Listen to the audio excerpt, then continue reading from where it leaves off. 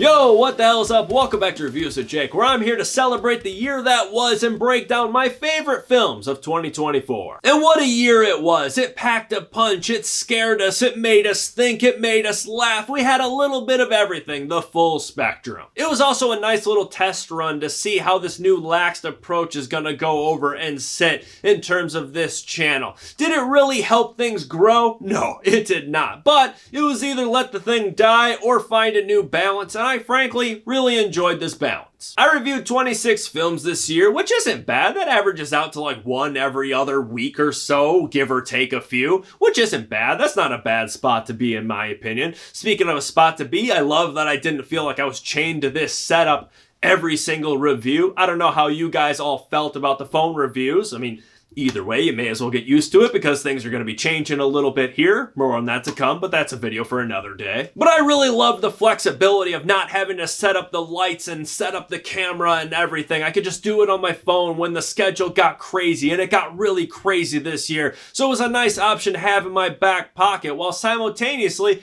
there was a movie I just really had to talk about. I love that I could set it up and knock it out and just talk as long as I wanted to talk and really geek out. I could live on both sides of the fence. It was just a nice balance, and I like to think this is going to work. Which is awesome, because looking ahead at the year to come in 2025, there's a lot of titles that have my attention that I'm gonna go see, so why not talk about them? So, as far as I can tell, this is gonna continue going into the next year. But we're getting a little ahead of ourselves here. Let's tie a bow on this year first. So without further ado, here are my favorite films, starting with my 3 honorable mentions. Civil War, A Quiet Place Day 1, and Kingdom of the Planet of the Apes.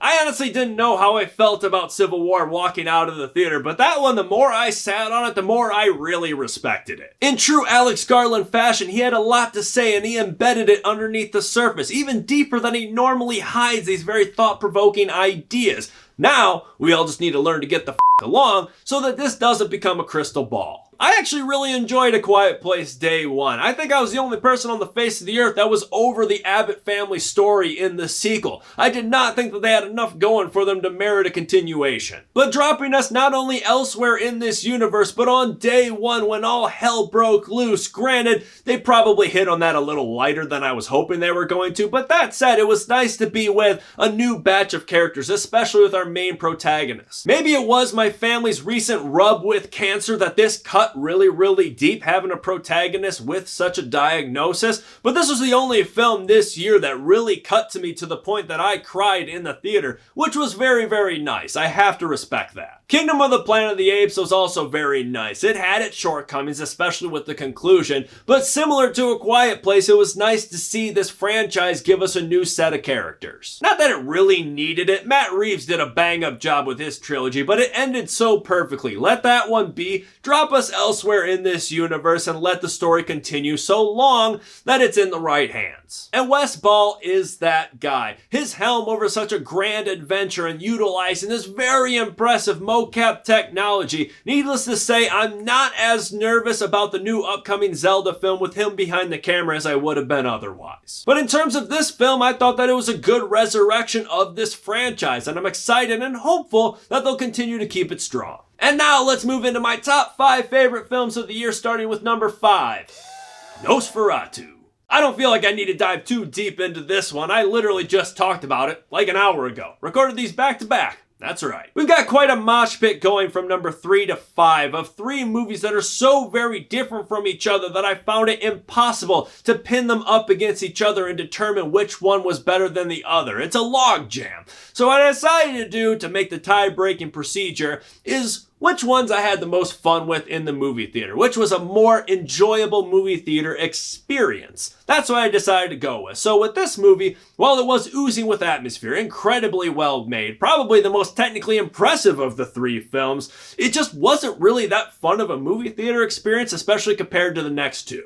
Number 4, Monkey Man. In a limbo year between John Wick franchise films to hold down the action genre, we have Dev Patel to pick up the mantle and punch it right in the snout. While this movie was another entry that I wasn't the biggest fan of the conclusion for, I can't deny that this movie took me on quite a ride that I enjoyed. When those elevator doors open up and that big brawl breaks out to straight heavy metal, in-your-face music with double bass drums and drop D guitars, I can't help but smile about that to this day. That was f***ing metal.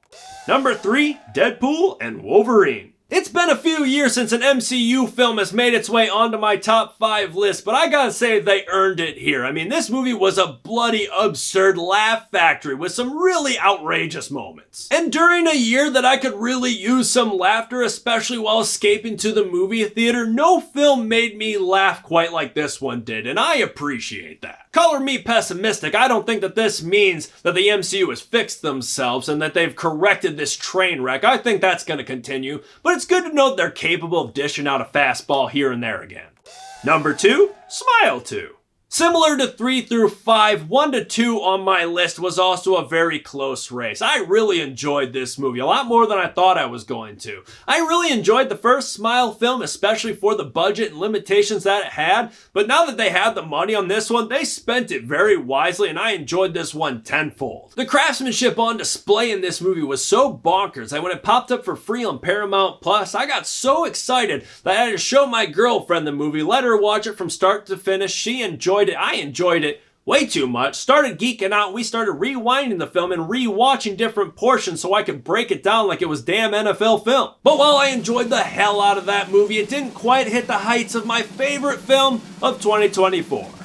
Number 1, The Substance. This movie was absurd from just about every single angle. The technical prowess that it took to make this movie as good as it was on par with like an Everything Everywhere All at Once. And it had an idea and a concept that was all things thought-provoking, disgusting, hilarious, insane, all at the same damn time. I really couldn't find a fundamental flaw to this film, unless you're squeamish, of course, but I had a blast watching this one in the theater, and it more than earned its crown at the top of the throne of 2024. And that's it for the year, and what a year it was. There are plenty of films that I wish I would have gotten to and reviewed but didn't have a chance to, while simultaneously there are way more films that I did not get to, and I'm glad I avoided them like the plague. All in all, this was a strong year in cinema, and I am excited about 2025. As always, thank you so much for joining me on this year's journey. I appreciate the hell out of it, and you. What you think about this year's list? Do you agree or disagree? Let me know in the comments below. And make sure to subscribe to this channel to stay up to date with new reviews coming real soon. Have a great new year, stay safe. Thanks for checking in.